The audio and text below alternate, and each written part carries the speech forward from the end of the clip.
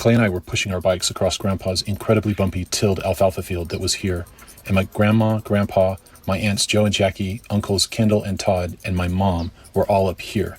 They all thought we were here, where they left us. We were young, like 6. Why do this? We weren't bright. We did dumb things. The dumber they were, the more we stuck to the dumb plan.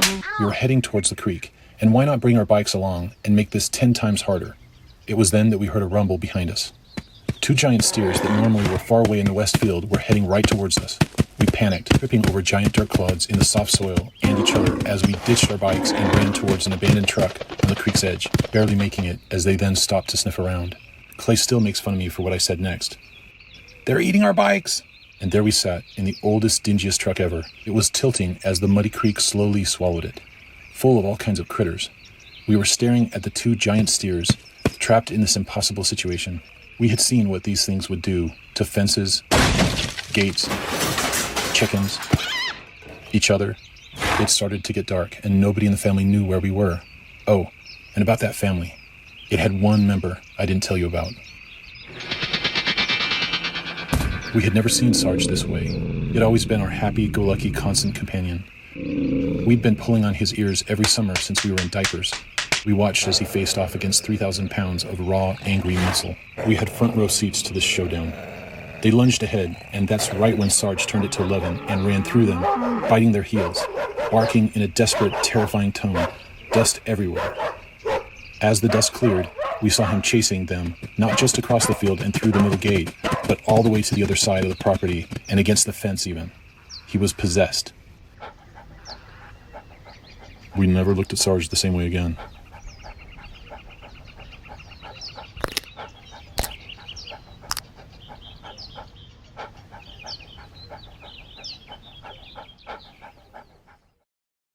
Some days, you knew the gang would get together.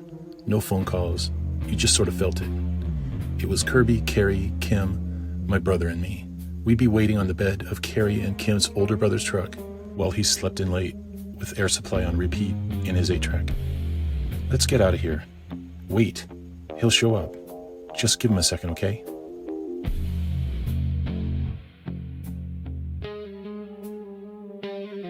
There. And then there's Duke. He was sort of a mystery to us all. We didn't know where he lived. He'd just magically appear and disappear out of thin air, it seemed. Every time he showed up, something crazy was going to happen, we'd get in trouble, or both. I'm going to tell you a story that you're not going to believe, but the evidence is right there in front of you on Google Earth. We had a productive morning. Kirby picked a bag of plums for his aunt. Then we'd gather a load off the ground and eat the best ones and paint the town a sort of purple with the rest. We'd then pool our money and split a 5-pack of Bubblicious 6 ways, and then Duke would look for, but never find, the mythical golden valve stem cap on 18-wheelers passing through on Route 89. For those trucks, it was a small toll fee of sorts. In that way, we considered ourselves Kanab's unofficial welcoming committee. Duke then said he wanted to show us something. It was right over here, hidden away in a small canyon next to Carrie and Kim's house. A graveyard of rusty, abandoned cars, the final resting place of so many Kanab clunkers that were so rusty they were turning to dirt. And when we arrived, we began to beat the hell out of them. So much noise. It was pure primal madness. The blows echoed off the walls of the small canyon. It was so loud. Then, what happened next, we didn't just hear, we felt it, and then we saw it. The entire huge cliff face on the other side of this small canyon fell. The noise in that canyon and the earth shaking beneath our feet was indescribable. We stood frozen, staring in disbelief at the huge dust cloud with abject fear. It was completely surreal. We dropped our pipes and ran back towards the Jones place. As we crawled over the hill to get back home, we encountered a police car. He must have been alerted by the neighbors. He looked confused, searching for evidence of what everyone was calling about. Kim and Carrie's mom fed all of us. 6 guilty little accidental eco-terrorists. Did we tell anyone? Not a soul. Once we got home, the whole evening we expected some G-man to come busting through the door and take us away. And let's say some geotactical SWAT police team came looking for us. Kim, Carrie, Kirby, me, and Clay, well, we'd be pretty easy to find. But why would they want us? We were just patsies. Duke was the ringleader, the 62-pound instigator that took a bunch of idiots and changed the way that your map looks forever. But if you're gonna catch Duke, in my experience, good luck. He pulled a Houdini on us, Chief.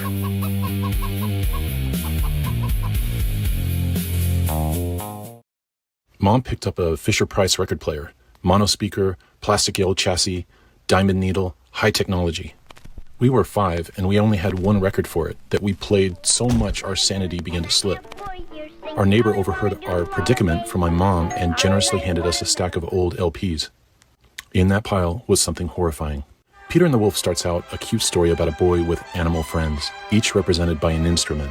But that doesn't matter, and it doesn't matter that everything works out in the end. What matters is that in the middle of that record is the most terrifying 2 minutes of music ever put to vinyl.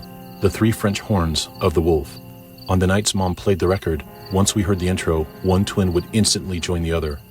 Russian kids like this, she'd say. But we weren't Russian kids. We were American, with a healthy fear of Russian wolves. For the next, what seemed like forever, we felt the wolf was there, in our room. Was the wolf in the closet? Was it behind the bureau? How about in that dark corner? Maybe we could make a run for it. That's a clever plan, until it pounces from under one of the beds and then rips one twin to pieces in front of the other. We found that yelling got a brief annoyed visit from Mom, with maybe the most lazy wolf check around the room you could possibly do. No wolf. Mom went back to talk to Grandma, but we knew the wolf was still there. We believed it was just a matter of time before he got us.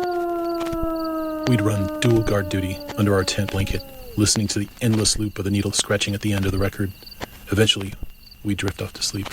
What's crazy is our grandma got word of our trauma and thought it was adorable. She sent out a birthday package with another banger, Disney's Haunted House. Thing is, they both grew up in a Danish world where they believed kids maybe should be a little scared from time to time.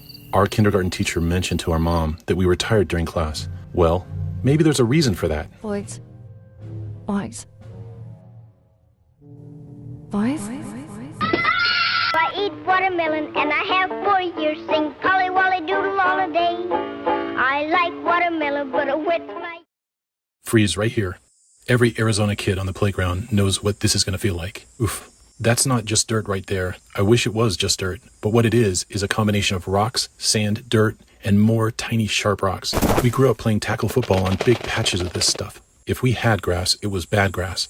That was our entertainment.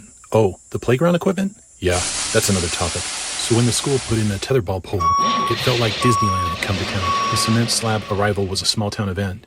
Kids gathered at the chain link fence watching the workers smooth it. The whole elementary school's focus turned to this thing. Now the rules were simple.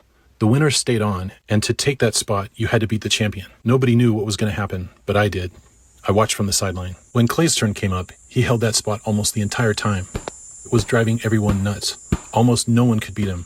Everyone was losing badly to this skinny goofball. Not just that day, but the next, and the next, and the next. It was no surprise to me. You see, for years I had lost to him in checkers, horse, chess, tennis, parcheesi. My brother is a super intense competitor, and when he really gets into something, you're going to lose against him. A lot. So day after day after day, he held that spot for the entire recess. Pretty soon there was only a few of the most competitive kids, and then the inevitable. It was just Clay, standing there, alone, waiting for someone to challenge him. With no takers.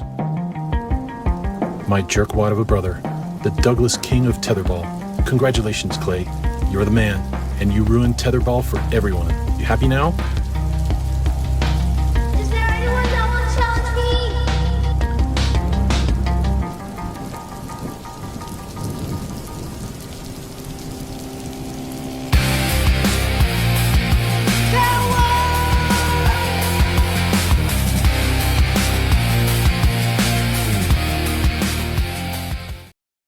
My grandpa was tough as nails. A World War II vet, at age 65, he carved a homestead out of a mountain.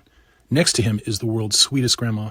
And if you're looking at these two with the question, which one the family knows not to mess with, this is your pick. And here's how we found that out.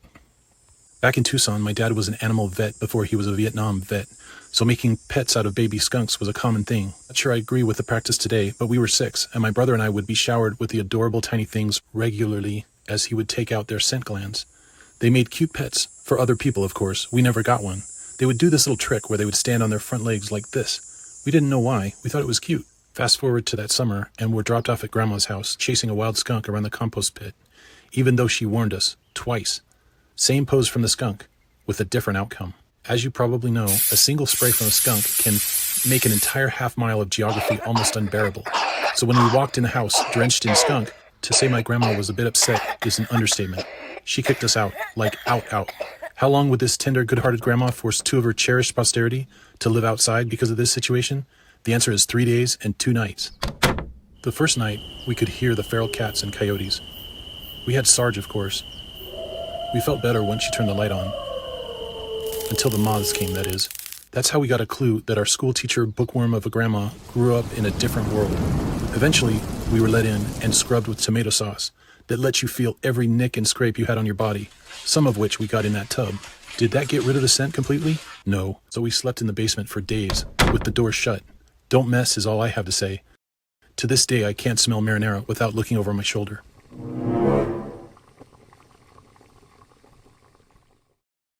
The most dangerous toys from the 70s weren't from the 70s. They were 60s toys at yard sales, discounted so much that my mom, who was kind of cheap, would say, "What the heck?" For 15 cents, we were lucky enough to land the Thing Maker, fabricated in the spring of 1964. With it, you melted this plastic goop stuff into your own molds of spiders and insects. Only our molds were missing, so all we had was a hot plate with a couple bottles of dried plastics. When you plugged it in, your neighborhood power grid felt it. In went the bottles. Instant plastic frappe. It was fantastic. Then dinosaurs, plastic cowboys, animals, figurines, bubble pipes, farm animals, pieces of a broken Star Trek set, plastic army men. We started with Private T. Jones, but soon the whole Waverly Street platoon was sacrificed to the bubbling, toxic pool. But isn't that too much plastic? Wouldn't it boil over? Of course it would. Then it would catch fire and burn back down to a smaller version of itself. We had become its slaves. Everything, all our toys being unquestionably thrown into this hellish smoking monster. The more you put in, the hotter it got, the quicker things melted. Until we had basically sacrificed everything to this tar pit of doom, we had nothing left. Then, in the corner of our eye, we saw it. My sister's gently arranged Barbie wagon. I would be lying if I told you we wrestled with the decision. Unbeknownst to us, the phone had rang from our neighbor Lilla, asking my mother what horrific smell was coming from our backyard. And just like that, it was all over. At dinner, it was an awkward scene. Our sister Lori was mad. Mom was too. And Dad, who hadn't been told, was asking what smelled like an asphalt truck. And then us. And yes, I'll answer the question. Would we have melted those Barbies? Of course not. We were good boys, and those Barbies weren't even ours. Good boys don't throw lovely, defenseless Barbies into a percolating pit of terror. That wasn't our thing. You have us confused with some sort of careless degenerates. Into a tar pit? Nope. No way. We were good boys. All the Barbie shoes are gone. Maybe a hat. Maybe a shoe. Good boys don't do that. A billowing, beckoning tar pit? Absolutely not.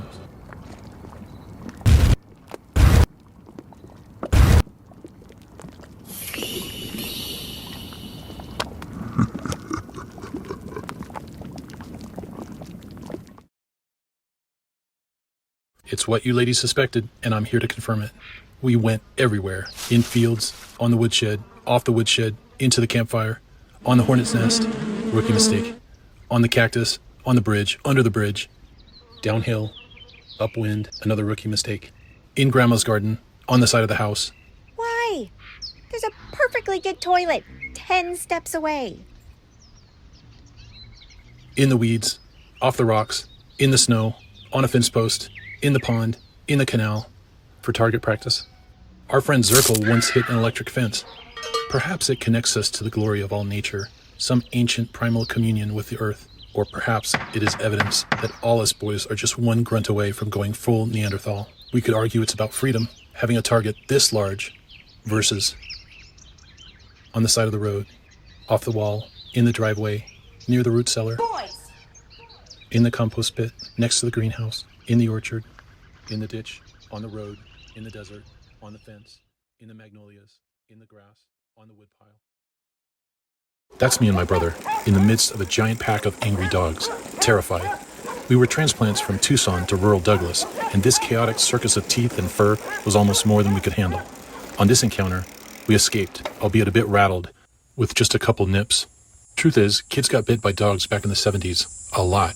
If you lived in this area right here in 78, you knew about these guys. 6 unimpressive yard dogs, but gathered together as a pack, they'd run down and torment anything with wheels. It was completely random, and it was also a total rush. Every time, from out of nowhere, they would converge on you. But Clay and I began to notice something around the 17th time the canine mosh pit of mayhem pursued us. Some patterns to this madness began to emerge. The three big oafs were almost no threat at all. They were just having a great time. This guy, we'll call him Mr. Wheels, didn't understand the difference between you and the bike, which means he took all kinds of damage biting spokes and tires. Mr. Pedals would get clocked over and over again as he tried to figure out how sprockets work. They were a dim bunch, so who was doing all this damage? There were some clues. It would have to be a small dog, a dog who could slip in unnoticed. You wouldn't consider him a threat even. A forgettable, dingy mutt of a dog who maybe was the family favorite, but then they got a puppy and switched him to cheap dry food and put him outside because he shed too much and he smelled a little funny. A dog who was maybe a good boy once, but maybe being a good boy wasn't all it was cracked up to be. A dog so colorless, so unimpressive, we didn't even know he was there. The runt of 100 generations. Clay and I figured out amongst all the posers and the noise, Mr. P.T. Anklebiter was the danger. All of it. Every bite, every nibble, every rip, every tear, every puncture. Maybe he had had enough. And apparently he was going to use these barking buffoons as a slowly lumbering vehicle to level his lopsided world. It wasn't 6 dogs that had caused all this chaos. Just one angry little wolf.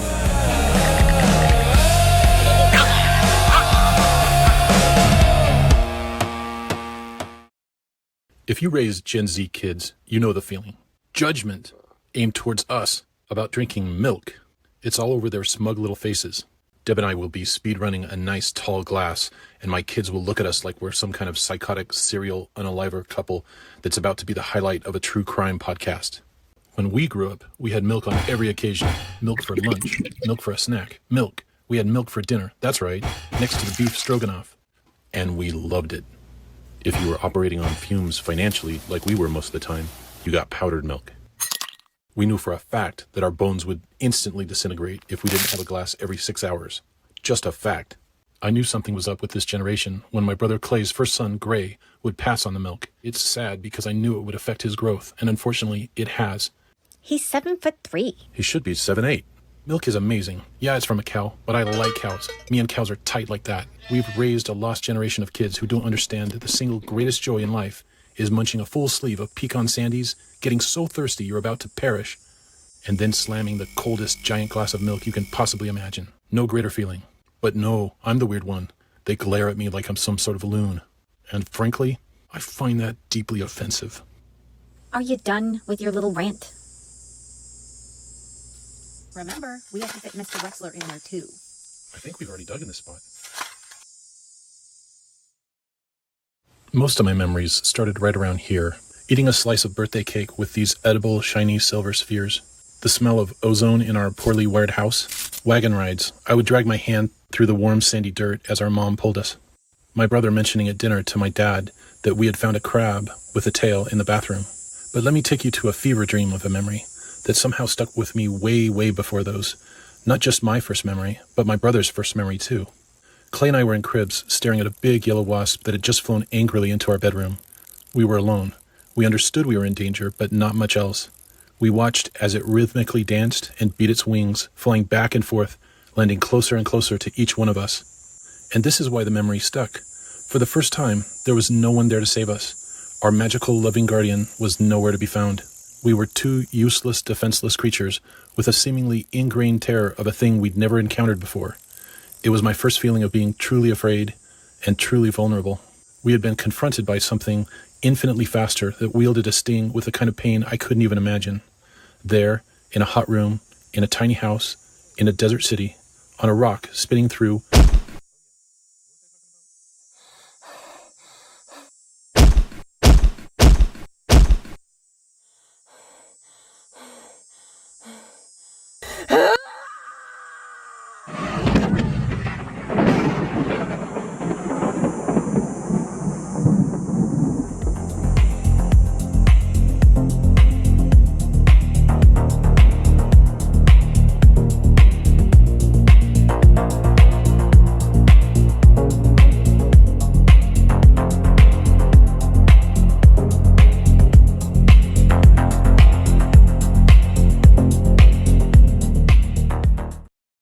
This is George. He was a lizard we caught in Page, Arizona. My mom wasn't delighted by all the reptiles we brought home, so we would navigate this with the method of, get this, not telling her. George hung out downstairs on the wall of the fireplace next to where we slept. Good night, George. One day, Mom found George. She was upset and vocalized clearly that George had to go. But Clay's negotiation skills took over. Easy, Mom, please, listen to us. Just a moment, he said. Before we throw him out, let me show you something. He acquired a couple roaches from the water heater closet. Now, my mom will not appreciate me giving out family secrets again.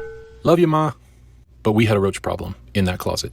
We just couldn't get rid of them. One day, the exterminator and the plumber both had to explain to my mom that one of our pipes was connected to another pipe, and then to another, that unfortunately led all the way to the commode of the Dark Lord Sauron. And so, Mom would constantly scream every time she saw one. And this is a problem with lots of ladies in my life.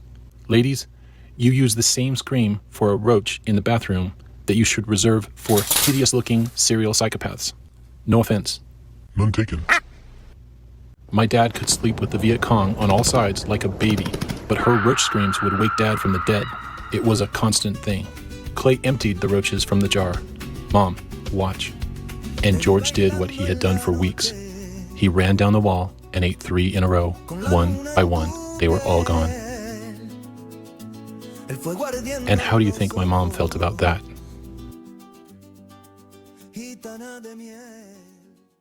Bajo la luna gitana, tu amor se vuelve canción. En cada paso y mirada, late fuerte el corazón. Bajo la luna gitana, tu amor se vuelve canción. Kids build forts. It's just in our DNA. Clay and I had assembled an incredible amount of very fine garbage and throwaway plywood to make maybe one of the finest structures in my personal family history, which actually isn't saying very much. You! I'm gonna get you.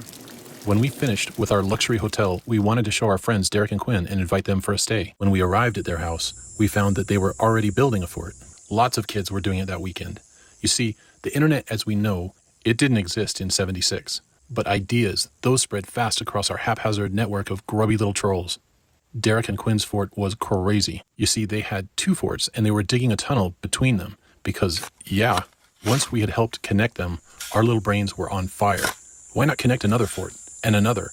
We were digging like the dwarves of Moria in Lord of the Rings. If there was a Balrog beneath the city streets of Tucson, Arizona, we were going to find it. Fort, tunnel, fort, tunnel.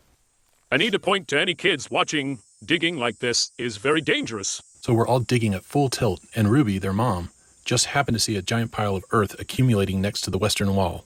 She shut the whole operation down completely, and her word was law. She was a sweet mom, but my brother and I knew not to question her authority. Let's put it this way. If I had to bet between her and a cold-blooded Sicilian hitman, that guy would be folded up in a Spider-Man lunchbox within a minute. And it's a good thing she stopped us. There's a high likelihood we would have done some serious damage to Tucson's infrastructure. So there we sat, in our tunnel. We weren't on some couch rotting as we watched a Saturday afternoon special. We were there, in the dirt, getting stuff done. I remember Clay was visibly upset. Maybe it was because of the mining genes in our blood. It was like he had found his reason to live. And now the dream was dead.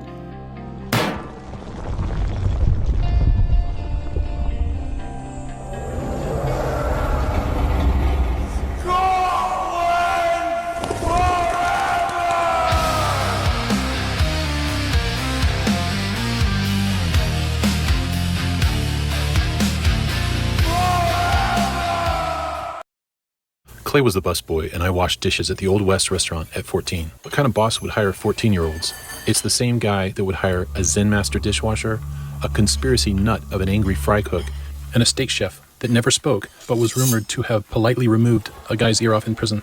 Oh, and Bill, our best friend, who wouldn't stop bragging about being able to eat more jalapenos than me as we took down the salad bar late every night. If there's a heaven, I won't be there, and I'm about to tell you why. After taking down the salad bar, I set up this showdown. But I did a little trick. I knew I'd win, but just to be sure, I snuck over and surgically took out the veins, the hot parts, from my jalapenos. So the contest began. Bill picked up his first jalapeno and I picked up mine. We stared each other down like 2 steely-eyed dishwasher desperados. Could feel the tension. As I calmly chewed into what for me was the equivalent of a bell pepper, you could see in his eyes that he knew he was in trouble. As we ate them one after another, I sat blissfully watching my good friend suffer immensely across from me. Oh, that's cold-blooded. I beat Bill easily, as you might imagine, but before I could leave the table triumphantly, the cute server girl said, "You're amazing. Can you eat a habanero?" Now, one thing this group didn't know is that Clay and I were immersed in Mexican culture growing up. Our friends' moms and abuelitas adopted us as their own, and that meant spicy food every day and lots of it. Ay, que flaco, you're just bones. I might look gringo on the outside, but inside, I was pura frontera. Poor Bill was just a tourist with chili. I was born into it, so this time was as good as any to unveil my secret superpower. It didn't go well. In '79, my friends were Clay, Carrie, Kim, Kirby, and Duke. And I know what you're saying. Duke? We were wondering the same thing. Duke was squirrely and a year younger than any of us. We didn't even know where he lived. He would just appear out of nowhere and show up at Carrie's house. It's as if Duke was the dusty essence of southern Utah that would form itself under a hat every morning and then head in our general direction. Why did we keep him around? Well, we found out quickly that Duke was hilarious and a bit loony. Girls spontaneously hated him for some reason, but dogs loved him. His bike was the worst piece of you've ever seen. He could eat more than all of us combined. He'd do things to enrage teenagers on a whim. Big ones. He seemed to always get us in trouble, but not bad trouble. The cops might get called, but then they'd see it was Duke. Chief, it's just Duke, over. It's the Dukester. I was there the day that Duke went full Duke. The rodeo was in town, and there was this giant bull, and I mean humongous. The rodeo grounds were empty, and the bull was completely ignoring us no matter what we did. It was then that Duke did the most Duke thing ever. He micturated on the leg of said bovine. It's an understatement to say the bull didn't like that. It slammed the fence, knocking us off and jolting Duke up and forward. And being that his hands were occupied, he fell straight into the pen. With the bull. We were in shock, and just as the bull was about to express its displeasure of Duke's idiotic gesture, Duke shot out under one of the beams, completely covered in manure. As things settled down, we all expected Duke to go home and shower, right? But he didn't. He didn't want to miss out. And this is the core of what makes small towns great. We went about our normal wanderings downtown, and nobody cared. Everywhere we went, I don't think anybody even noticed. We had a poo-covered semi-troglodyte tagging around with us. At the end of a full day, Carrie and Kim went home, Kirby headed his way, and Clay and I left in the other direction. And Duke? Well,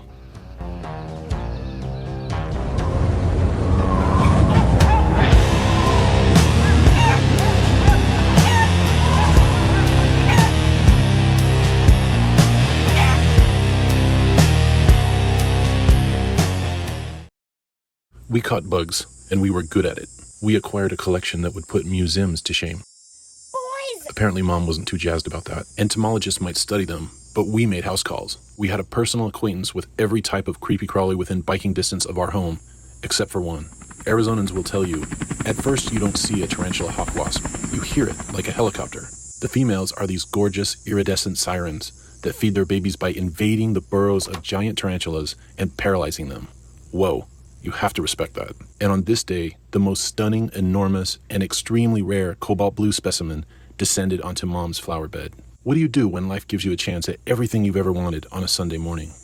Clay shed his Spider-Man pajama top and foomp, he caught it, without even a thought of what to do next. Oh, and the wasp, balled up in his pajamas? Yeah, she knew exactly what to do. Pow! Clay ran around in a crazy circle with a fire in his hand that he just couldn't put out. He ran blind, screaming, and kept slamming into things around the edge of the yard. I jumped into the kitchen to get Mom, and by the time we came back out, he had attracted a nice throng of neighborhood kids as he laid there writhing in pain next to a dead oleander bush. He was finding out her sting is the second most painful in the entire world. And for the next 5 minutes, Clay had entered the inescapably agonizing embrace of the Wasp Queen. There's a deep connection with some twins that people ask me about. When Clay experiences pain, do I feel it too? Because we share every possible common thread and bond linked back to the womb. We were two parts of the same whole, every single cell written with the same code. So as Clay lay there, kicking and screaming, drifting in and out of this world, I'll answer that for you. Do I feel it too? Not one bit.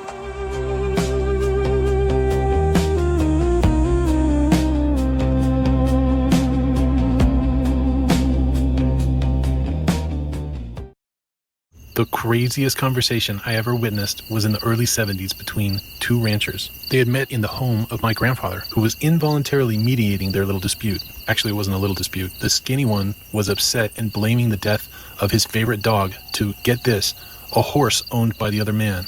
The dog was found partially eaten in a field shared by both men. It was an absurd notion. Both my grandfather and the older man reasoned with this skinny cowboy that it had to be coyotes that killed the dog. But as this young rancher made his plea, there were two 6-year-olds eavesdropping at the top of the basement stairs who believed him. See, we knew this horse. We had heard stories about this horse. It wasn't just a biter.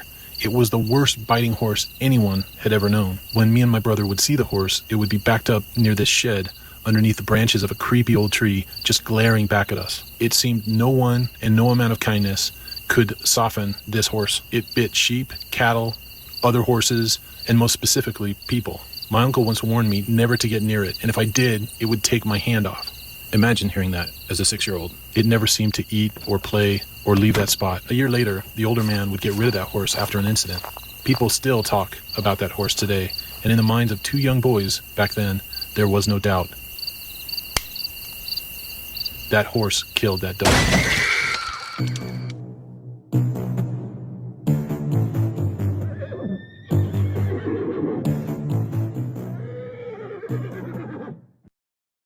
I broke my leg in middle school.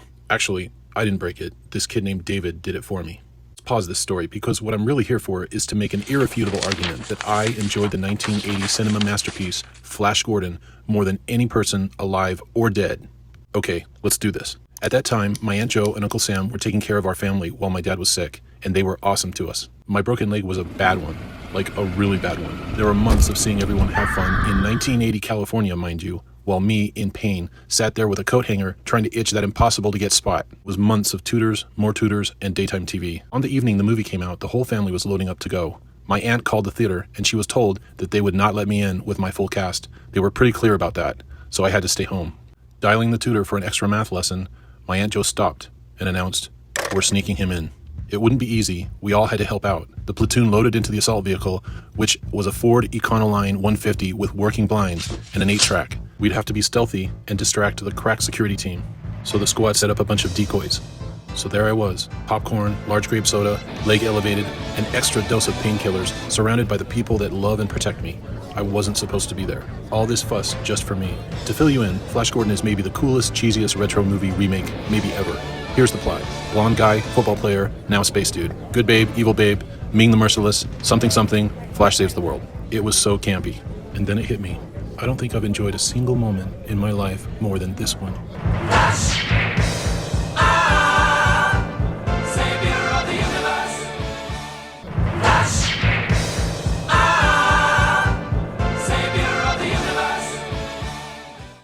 At some point, Clay and I had explored our entire yard, except for one spot, that is, was between our house and Lila's house. There was this gap between Lila's house and her garage, with two walls close enough that you could just shimmy up it.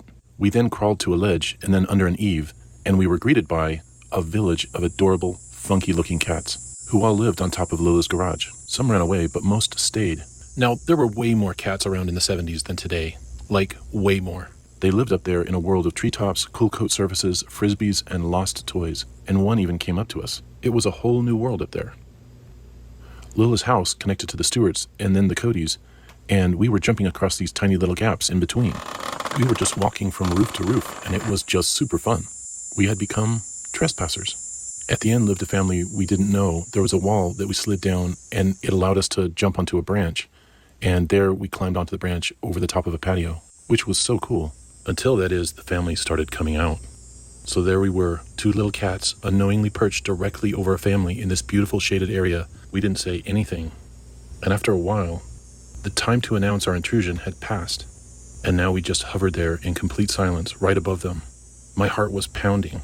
We realized how serious it was on that branch. Two tiny uninvited guests in their personal space.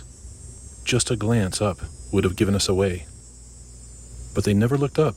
Eventually they went back in, and now we were blocked by our curious cat companion. We dropped down onto the roof of their van, and then I jumped to the workshop table. Clay heard a screen door open and then jumped off the van, hitting awkwardly a grill that rolled a little bit and caught him in an awkward position, spilling cold ash everywhere. I then pulled him out and we shot across the front yard towards home, with the cat taking all the blame, I'm sure. Clay was looking like a ghost, and Mom later was asking where we got so dirty. I'm gonna have to change you both before we go to lunch at the Locusts. This is absolutely ridiculous.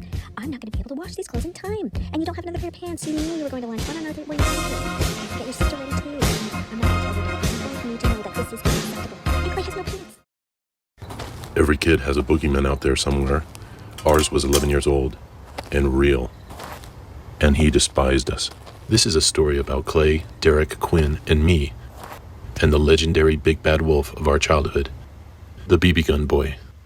So named because we spent one morning leaping from a wall and running as if our lives depended on it, while BBs from his daisy sounded all around as we ran terrified up the alley near Leicester Street in Tucson. Who was he? We didn't even know. The truth is, I don't think any of us even knew what he really looked like.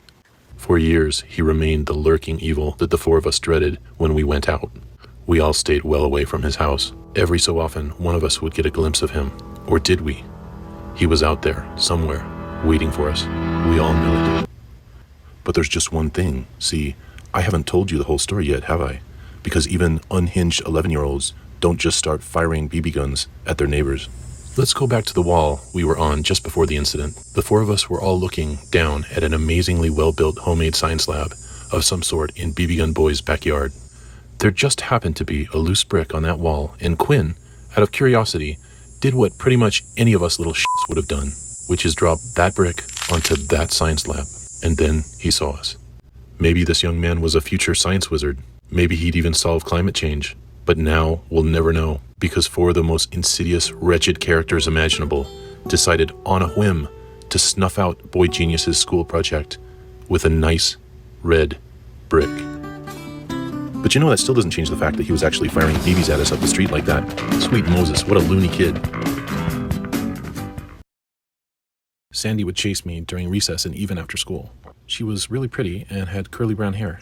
She zeroed in on me and no one else in my group of friends, and I didn't know why.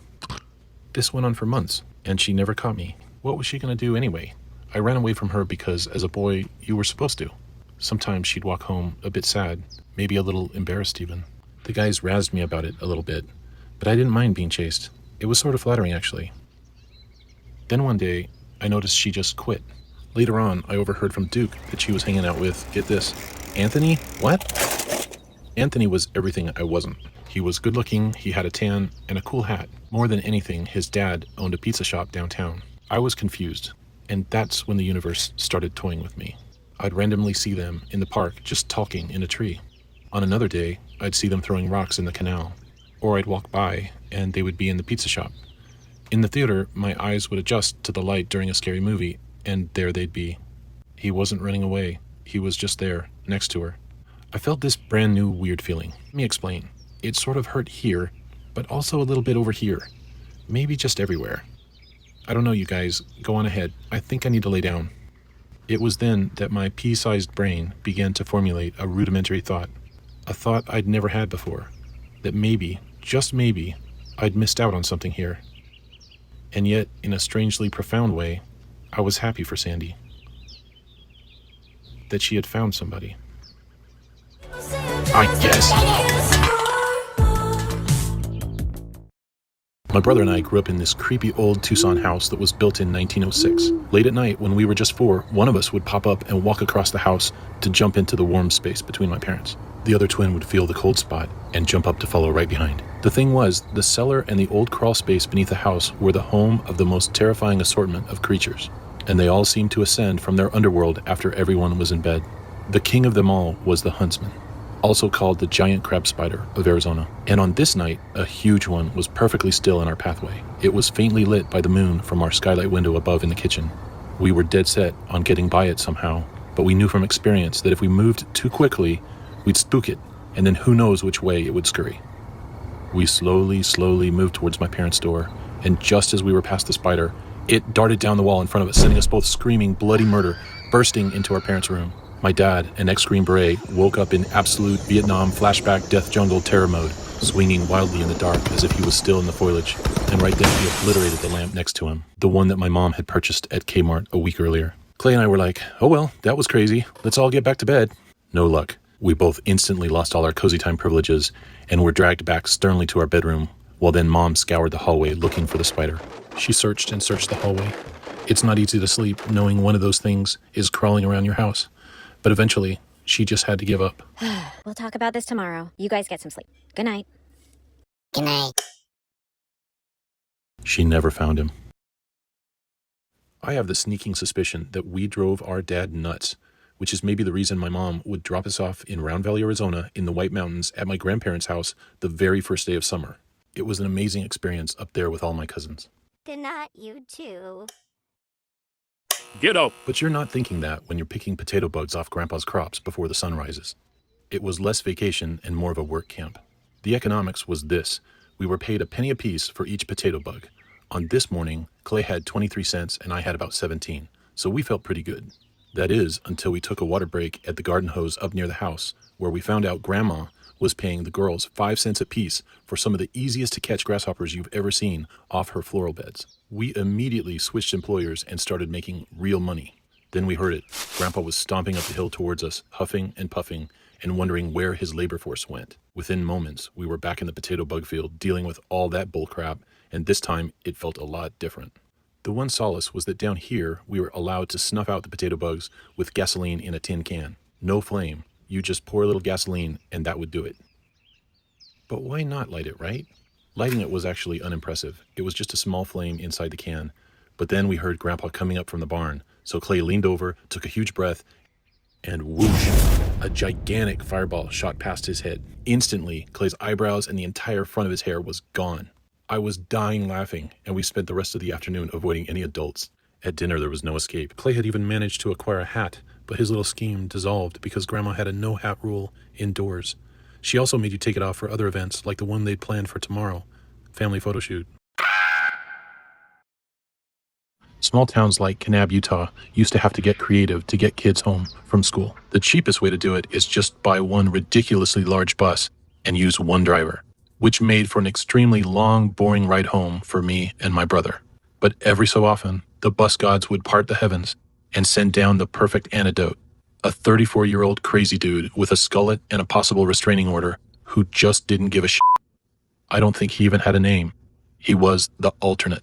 We had caught on by past experience that the few times this guy drove the bus, it was going to be absolute pandemonium. And on the bestest of best days, one or two new kids would be the unexpected participants in this madness.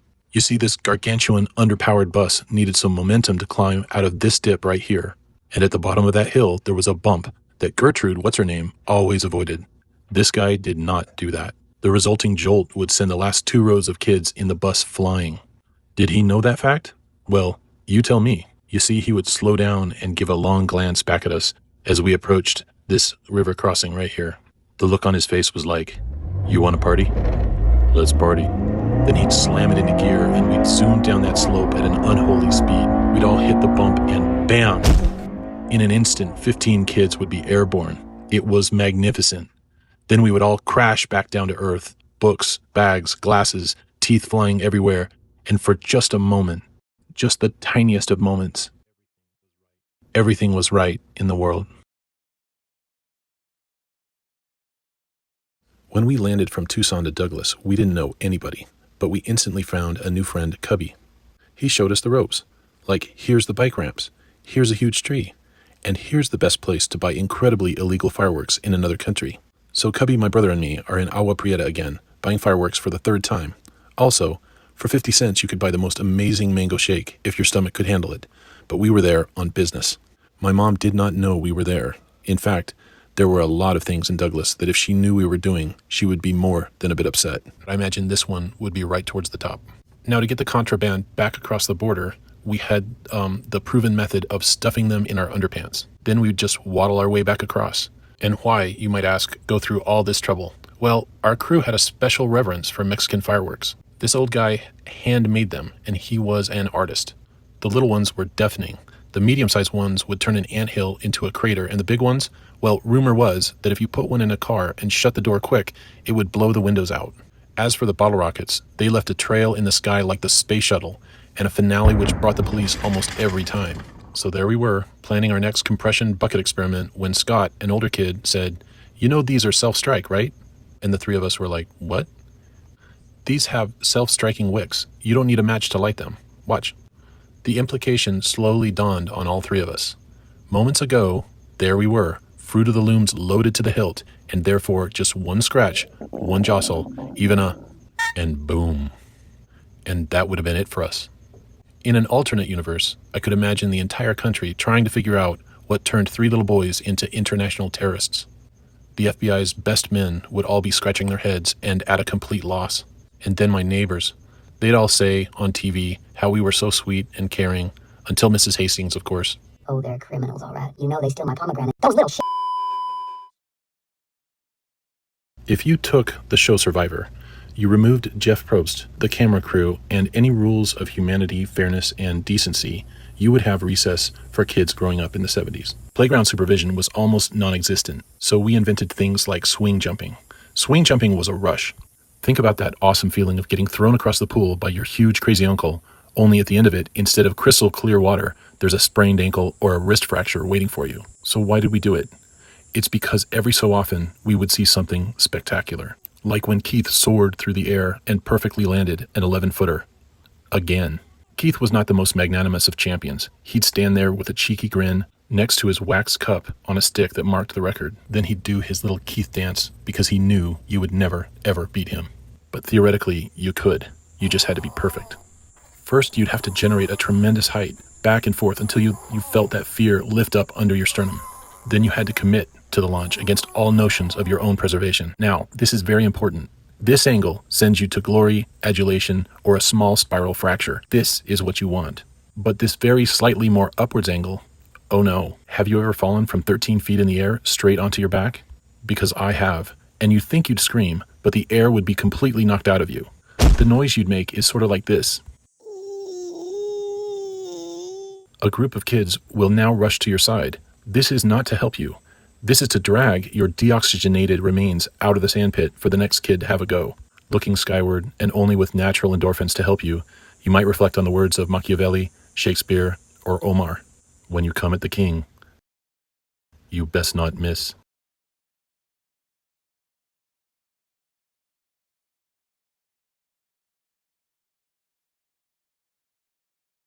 My brother and I had acquired a shovel, and it was off to the races. We dug holes all over the yard. We found sand rubies, nuts, and bolts. We dug up grubs over here in the tomato patch. The house was built in 1906, so we would find old stuff, like cast iron toy soldiers from World War II, and these really cool old handmade marbles.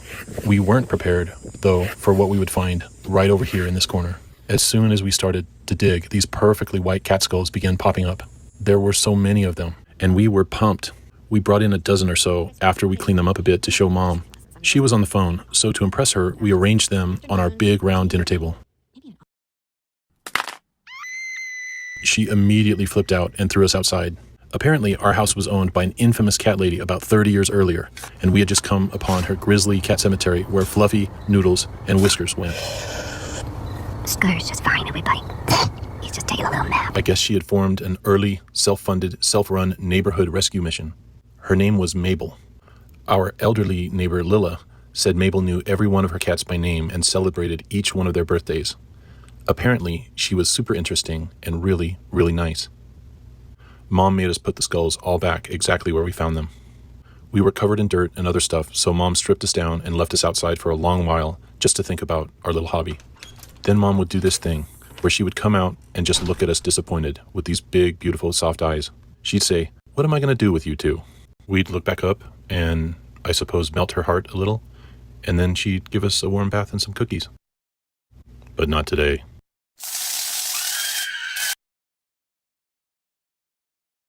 In my humble opinion, there were way too many fights among kids in the 70s, and the rules that exist in schools today did not exist back then.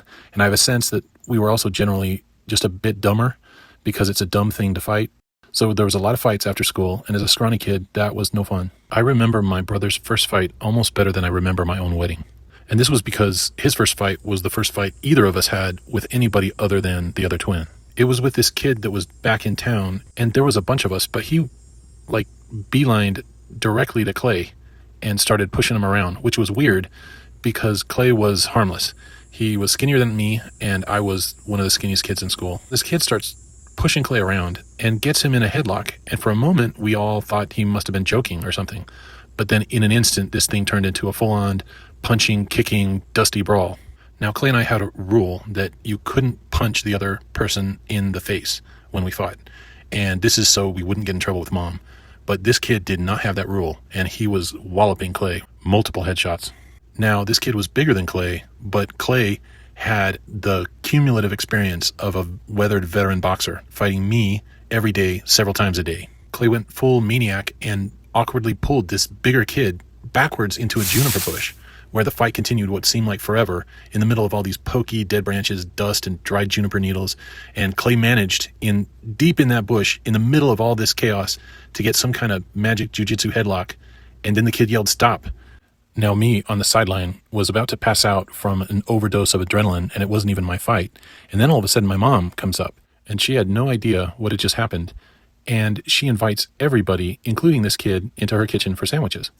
And there, Clay sat in the kitchen with all of us, eating his sandwich Twice a week and let you guys swim, or maybe more. I know you guys like music. Let me put on some music for you. Afternoon. like a freaking boss. Maybe an all day. That would be great. And then you guys can get right from the movie. Growing up in the 70s was like this. I tell my kids that my brother and I spent more time outside, but the truth is, we did not have a choice. Our carcasses were promptly tossed out of the house early in the morning, and we didn't see indoors till dark. First, we'd fight the bees. One of us would get bit, so we'd move over to the tomatoes. Then we'd shift to the monkey bars and these 2 salt cedar trees, and we'd climb those. But what I really want to talk about is this door right over here. Our house was built in 1906, and it had this creepy downstairs cellar, and my mom would store bags of roasted peanuts at the very bottom.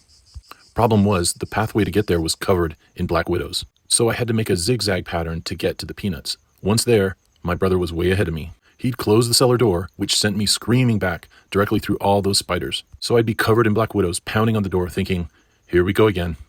Something you should know is that my brother had done this to me before, multiple times. My brother and I, as twins, had this rich, sophisticated relationship in which Clay's propensity to betray me was only matched by my own stupidity to trust him over and over again. One thing was for certain, both of us knew that he was about to get 15 to 20 brutal arm punches the moment I got out from that door. And I was going to get out. Why did he do it then? Truthfully, it was about principle. He was living in his element here. Like the eagle who flies, the wolf that howls, the dolphin that glides in the sea, my brother was happily living in his natural state of being a total and complete jerkwad. Nobody wanted to wake my dad up from a nap. Dinner would be ready, and my mom would ask for volunteers, and you'd just hear crickets. And it's not like he was mean, it's just that, well, let me explain. My dad served in Vietnam as a Green Beret, and he was one of those guys that they would ask to go across enemy lines when things went badly and just figure out what happened. Now, Green Berets were tough, but what my dad described as tougher were the Montagnards. Montagnards were a tribe of mountain people that were displaced by the Vietnamese. And the guy assigned to my dad, his name was Max. Max was tough as nails, and they became best friends. They'd eat together, do surveillance together, sleep on the jungle floor right next to each other, oftentimes while the Viet Cong were passing by at night. The only problem was my dad had to oftentimes explain to Max that they were supposed to fight these Vietnamese and not those Vietnamese. You see, Max, he wanted to fight everybody. Anyway, if you were the unfortunate soul picked to wake up my dad, he would always wake up startled as if he was still down on that jungle floor with Max. He would sometimes grab you and pull you in with these 2 big hydraulic arms. Eventually you'd come into focus and he'd let you go and you'd get to live another day. And yes, we started using a stick after a while.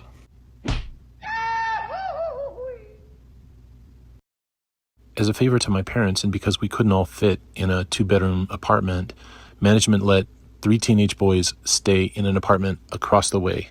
Me, my brother, and my stepbrother. And this went south very quickly. Exhibit A is a watermelon. Watermelons are not inherently dangerous in and of themselves, but if you take a watermelon, leave it on the counter, find out it's bad, chuck it in the trash, and then casually forget about it for 2 months because you guys never, ever took out the trash. Once you open up that trash can again, the cloud of fruit flies that will emerge is beyond description. It was like an insect glitter bomb. Now, we couldn't admit that anything had gone wrong, but we had a problem. Dead fruit flies were everywhere, in our books, in our teeth, in our clothes, in our lungs. They'd show up in math exams, eye exams, driver's license photos. They had even gone through the walls of the apartment building. Our cute neighbor came knocking on our door asking if we were having a problem with fruit flies, and of course we said no.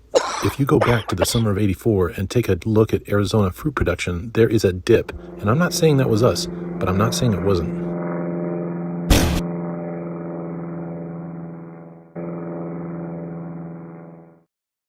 So we'd be riding home after blowing all 50 cents that we had earned pulling weeds. We'd blow it at Circle K, and sometimes I would lag a bit choosing my candy bar, and my brother and my cousin would zip ahead. So I would be stuck riding my bike back home alone. Now, I am unbelievably afraid of the dark, but I was okay even through the graveyard on the way back. It was the log that would get me every time. Just the way it sat there. There was something about it. It felt like it was going to reach out and grab you. Years later, they would find out that this guy named Reginald Jenkins was stuffing old people in their family rugs into that giant log. Okay, that last part was totally untrue, but 8-year-old me would have absolutely believed that. Yeah.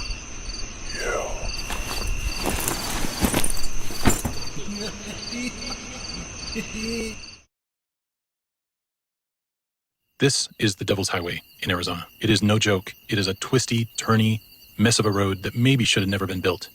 Back in the early 70s, my mom's car had broken down right in the middle of it on the way back to Tucson from Grandma's house. Me, my twin brother, and my infant sister were in the back of the car. My mom was not a mechanic, so we were kind of screwed. And for a long time, we just sat there. Her frustration and fear began to build, and it got dark. She had been fiddling with the car and shut the hood and just went inside and tried to wait, but there were no cars on this road. By now, it was pitch black, and it started to rain. And then, off in the distance, my mom had seen something. She looked back at us and said sternly, "Boys, lock the doors." Straight ahead, around the bend, comes walking this figure towards us. She jumped out and began to speak with him, and it began to rain harder. And they both looked at the engine together, but then it was raining so hard that it forced them both into the car. Now, my dad's a big man, but this guy looked overly tall and lanky, and he had long stringy hair, and he smelled like a campfire. My mom was nervously talking to him, and he didn't respond to almost anything she said. And thus began the longest 5 to 10 minutes of my young life. We were all silently waiting in this car with a stranger, and I could feel just how scared my mom was in that moment. Then, while it was still raining, the man stepped outside, popped the hood up, and began to tinker with the engine. He asked her to turn it on, and it did with a sputter, and then he waved her on down the road. She tried to convince him to get back in so she could give him a ride somewhere, but he just kept walking up the road into the darkness. Every once in a while, I'll catch myself looking for him, driving down some old, dark Arizona highway. Maybe I'll pick him up. Maybe I won't.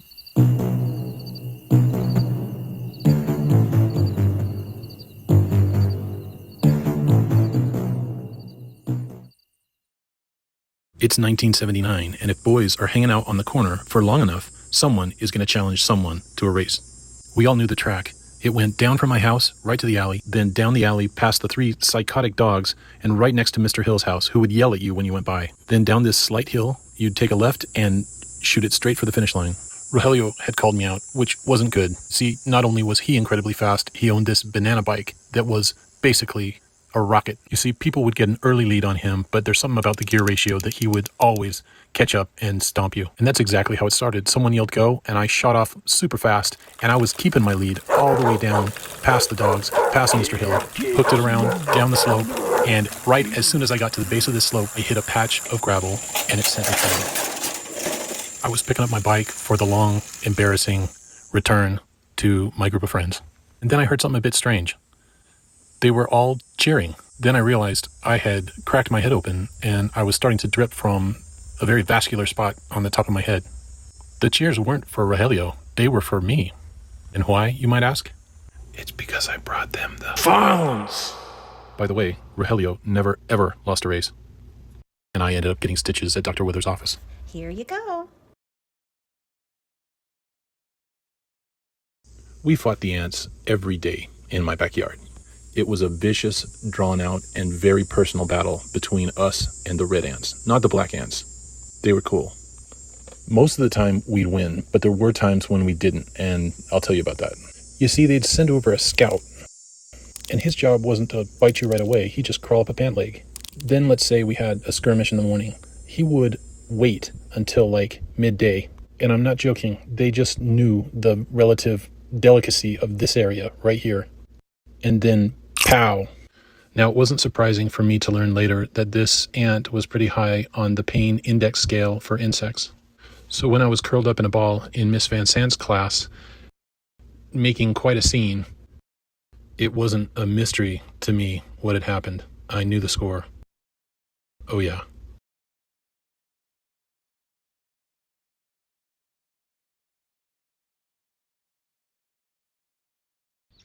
The year is 1979, and boys across America were wandering into pharmacies with pocket change and buying surgical tubing. You see, some absolute genius had figured out if you tied off one end and put a bit cap with a hole in the other side, you were now the proud owner of one of the most terrifying hydro weapons known to man. I mean, of course you could spray girls, but it was meant for cars, cats, dogs, and the occasional old person. Buy enough to wrap it around your midsection, get on a bike, and now you were an absolute menace to society. What we didn't know is those things were prone to rupture. So after seeing Duke stagger home with welts all across his belly, we thought it was a fluke, until down goes Carrie. Maybe this was a bad batch. Was I gonna blow up? Like now? Or now? No, I'm fine.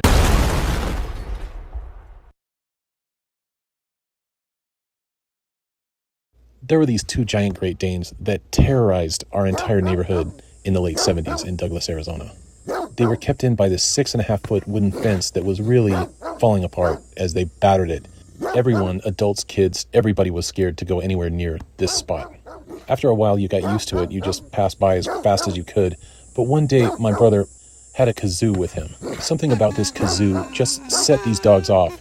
And as we were riding our bikes past this house, they exploded out the gate and shattered it into pieces. I don't think the dogs expected that either, and they both fell out in this giant 400-pound pile in front of us.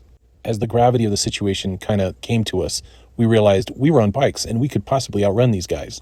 But there's something completely unfair about being a 10-year-old boy about to run for his life from a horse-sized monster dog. We could hear them breathing behind us. Right then our legs just turned to jello and we didn't make it across the road and we just fell down in front of this station wagon. The lady screamed but didn't get out of the station wagon, and all 5 kids were now in the front seat expecting to see a grisly show. But the dogs did nothing but give us a thorough sniffing, went back and walked back into the yard. As we got up, I do remember a look of disappointment on some of the kids, seeing that nothing was going to happen. I'm a grown man now. I know these can be sweet dogs, but I still flinch when I see a Great Dane.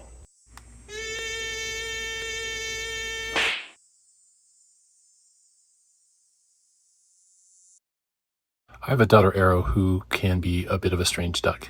I mean, she's into normal toys and everything, but then one day announces to the family that she's going out to dig some holes. Rather than stop her, I just thought, well, it's good exercise, let's see where this goes. Her digs started to get bigger, and, when she'd come in, it was super hot. She would swig lemonade down like one of my old worker buddies in landscaping in Tucson. Then she'd get back to work, and she was working shifts all day. I think she worked a bit too hard, and one day she just sort of snapped. She started digging this massive hole in the corner of the yard. I mean, it was huge. I even had to call the city to find out if she was going to hit gas lines or something like that. You could see this thing from space. Neighbors started asking me if I was putting in a pool. Then one day she just sort of announced that she was done. And then she just walked away from all that digging. And I don't think she ever dug another hole again. That I know of.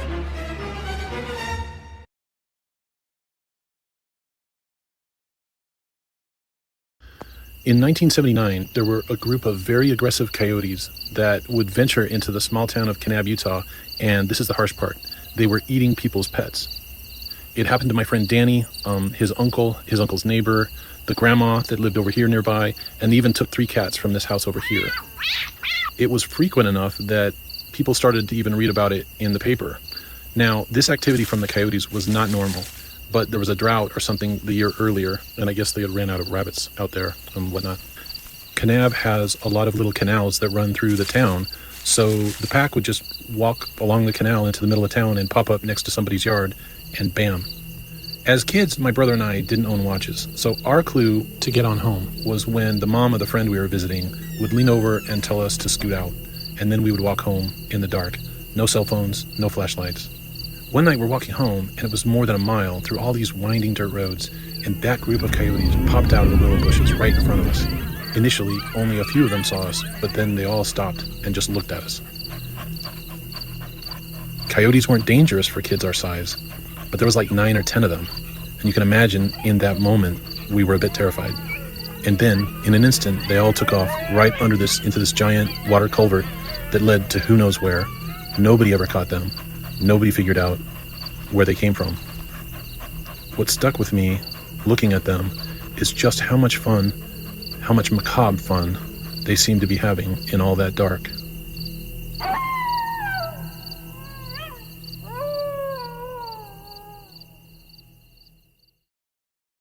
We had an old dead tree in the corner of our yard, and my dad was always at work and had no time to take it down, so he tied a tow rope around it and connected that to the telephone pole in the corner, and we were told to stay away from it.